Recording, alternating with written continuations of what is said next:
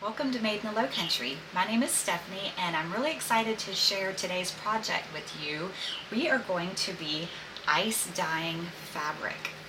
It's a very simple process, but it does take a couple of days. If you followed my channel at all, you'll know that I'm a quilter and I love to use these ice dyed fabrics in my quilts. It just really gives it a very personalized aspect on top of being able to decide the colors and the patterns that I want in my quilts. So again, these are a few that I've done in the past, and it's just a process. I'm going to drop a few pictures below of some quilts that I have incorporated these ice dyed fabrics in. I will mix and match them with store-bought fabrics, and I love the look that they give my quilts. I am using a 100% quilter's cotton in white. Since it's not a ready to dye fabric, I'm going to have to do a couple of things to it to prepare it for dyeing. The first thing I'm going to have to do is just do a quick wash in my washing machine on a cold cycle. I do a quick wash with a little bit of detergent, and that just gets rid of any sizing that's in the fabric. And as you can see, this fabric has a little tiny spot on it. I don't know if that'll show up on camera, but it has a little tiny spot on it, so that'll remove any dirt or spots in your fabric. And then the next thing we'll have to do is give it a soda ash soak, which I'll go over all that. So the first thing I'm going to do is decide what size my pieces are, and I think I'm going to, for this video, I'm going to do 2 1-yard pieces, a half-yard piece, and a 3-yard piece, and I'm going to twist and fold them different ways so you can see the different results that we get from all the different ways that you can twist and fold your fabric. So I'm going to go ahead and cut my pieces and put them on to wash, and I'll meet you back when it's time to go over other supplies and to get this fabric soaking. First and foremost, as always, you'll need safety gloves. I always wear a respirator. When I first started ice dyeing, I was outside and it could get windy, but I still use it inside because it's really good practice. I just keep a box in my crate that I keep my dyes in. That way I never forget to put it on. If you don't wear glasses, I wear glasses because I need them to see, but if you don't wear glasses, you might want a pair of safety glasses. And if you are not using ready to dye fabric that has already been treated with a soda ash, then you will want to pick up some soda ash. I ordered mine from Amazon, and I'll link it below. I hope you can see that. I'll link it below, but I use it at a rate of 2 cups per gallon of water. And don't worry, I store it in this 5-gallon bucket, and when I wring out my fabric, I can just put the lid on and put it in the corner and save it for next time. So the next thing we're going to do is get our soda ash water mixed up, and then we'll grab the fabric out of the washer and get started. So the way I mix mine, I start with hot water. I just heated some water in my kettle, my tea kettle. That'll just help dissolve the soda ash faster, and then I'll top it off with cold water. I'm going to do 2 gallons of water today.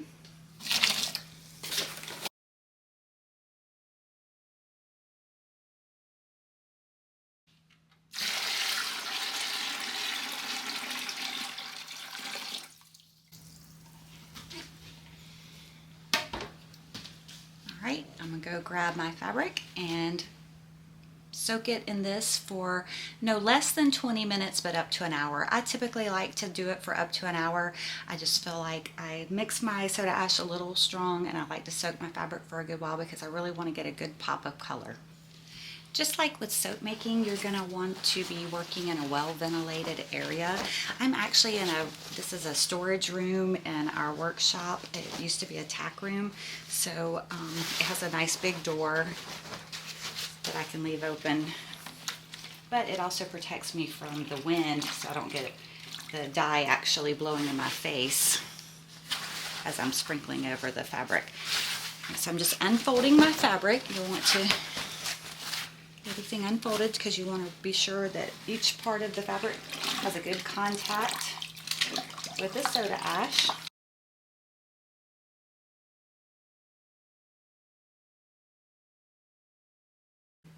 Alright, I'm going to let this sit for 1 hour, and then I'll come back and we'll move on to the next step.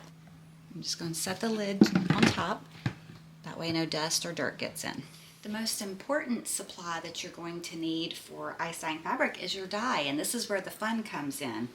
I prefer using, let me find a label that looks good, Protion dye by Jacquard. Let me see if you can see that. I'll order it from Amazon and I'll link it below.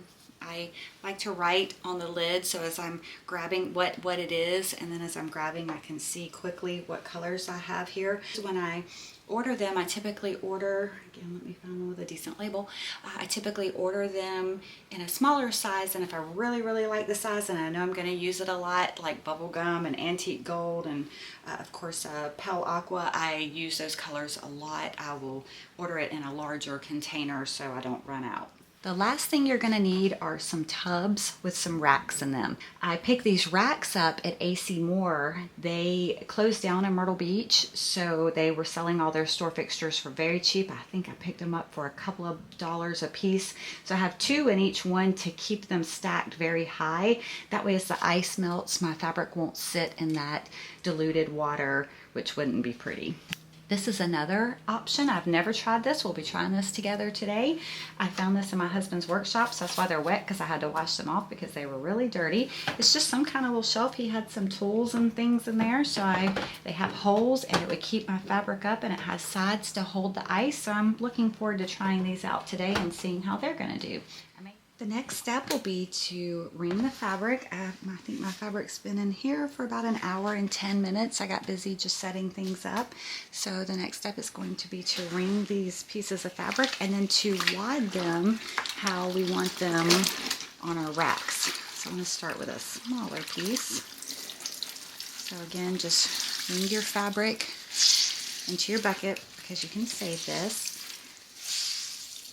And remember to wear gloves. This stuff can make your skin very sensitive.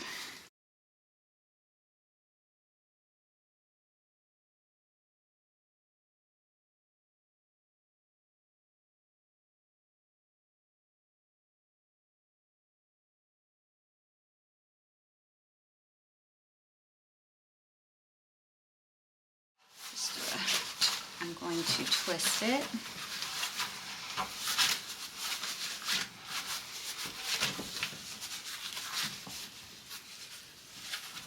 And I think I'm going to roll this one as I twist.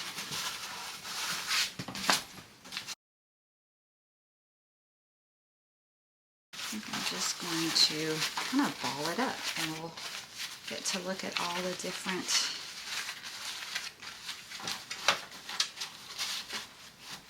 we'll get to look and see how different they all look. I kind of pleat this one.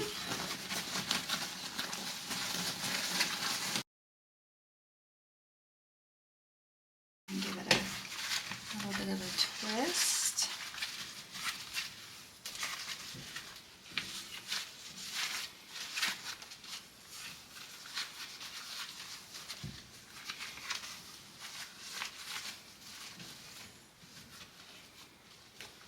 So this is my 3-yard piece.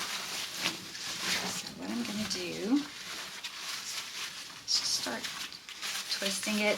You can rubber band this or knot it, more like tie-dyeing. I always just twist it and then just kind of cross it over, lay it all different ways as I go. And you'll get different designs throughout the length of it by doing different folds and wads.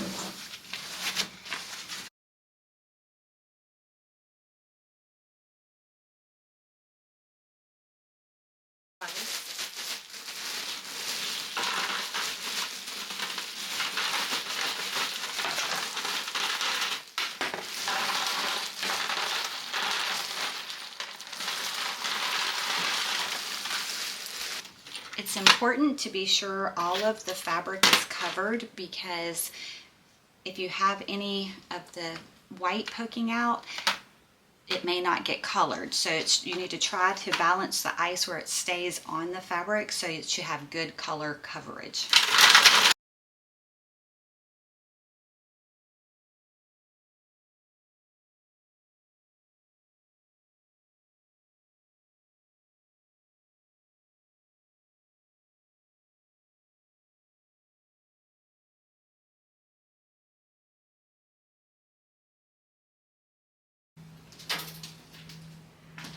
Bubblegum is probably my favorite color. So I'm going to, and this is why you don't want it windy, because if it's, the first time I did this, it was kind of windy outside, and the wind blew my powder into the next compartment, so I didn't have a good color mix. I just use disposable plastic spoons. I leave them in there until I'm completely done adding my colors.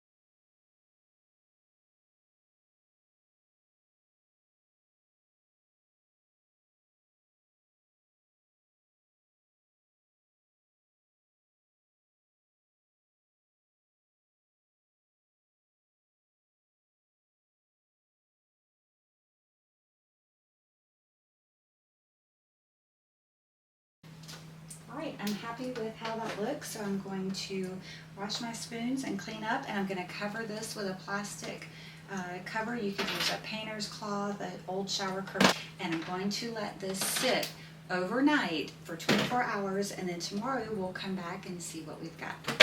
Hi, and welcome back. This is day 2. I'm not sure if I mentioned yesterday why we actually cover the pieces. It's because we don't want it to dry out. We want to give the ice time to melt and the moisture to saturate the fabric, and we don't want it to dry out too quickly. So especially if it's warm, it's important to cover it. This is a waterproof shower curtain, so I covered it, and this is what we've got. This was the piece we rolled up like a sausage or a cinnamon bun. This was the little tiny 1/2 yard piece. This was one of the 1 yard pieces. I think I pleated this one. And this was the really large 3 yard. I think it was actually a little bit more than 3 yards before it was all said and done. So the next step, I'm going to take these to my sink and I'm going to rinse them. I'm going to put on some gloves and I'm going to rinse them with cold water. And I'm going to rinse them until the water runs pretty much clear. And then I'm going to put them in my washing machine on a hot water setting, and I'm going to wash them. And I'm probably going to throw some color catchers in there, and then I will come back and show you what we've got.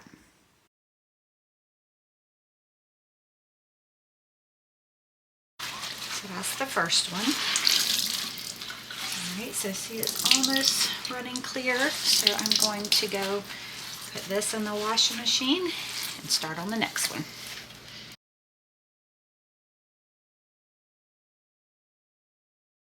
I'm really happy with how that turned out. It's got lots of different colors in it.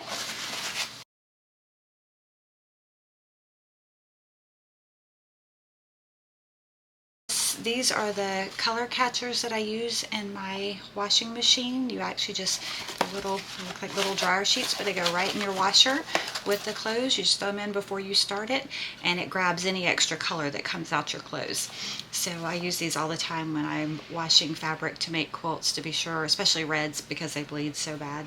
These are really great to have. Before we look at the fabrics, I want to show you the color catchers and what they look like now. So I put 3 in my washing machine. They're still wet. So it grabbed a lot of excess color. And here are the final results. So this is, I'm going to hold the camera, so I'm sorry if it's a little shaky. I want to be able to try to show the whole pieces of fabric. So here is the half yard piece that I concentrated mostly on purples and pinks. So I did, I think, probably 3 pinks, probably 3 or 4 purples, and definitely a really dark hot pink. You can see all the different shades here. And the good thing about ice dyeing, it's like a batik fabric. It goes all the way through the fabric, so there's no right or wrong side. Here is one of the 1 yard pieces. Let me get up close so you can see all the different colors. So we have purple and pink, navy, aqua, turquoise.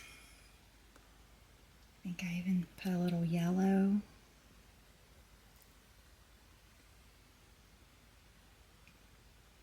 Some pinks.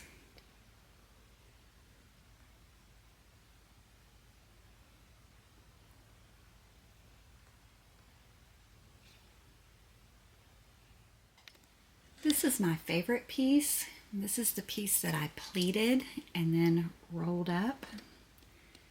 So I have a couple of different shades of pink, ecru, some antique gold, a little bronze, a little bit of purple,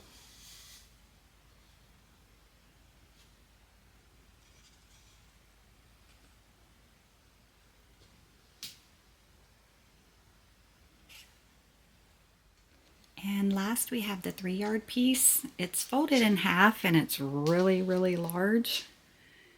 It hangs all the way down, but it's, like I said, it's doubled. You can see the different colors. It almost looks like different pieces of fabric. I love it. So I used some blues, turquoise, bronze, chocolate brown, ecru. And because this piece was so big, I was able to really spread the color out. Got some aqua, or that might have been the robin's egg blue, antique gold, aqua, some hot pink. And as you go up, we get into some chocolate browns. So I'm really looking forward to using these fabrics and quilts. I'll be sure to share them when I do. I really hope you give this a try. It's a lot of fun, and like I said, it can really add a nice touch to your quilting. And if you have any questions, please don't hesitate to drop them below. Thanks for watching. See you next time.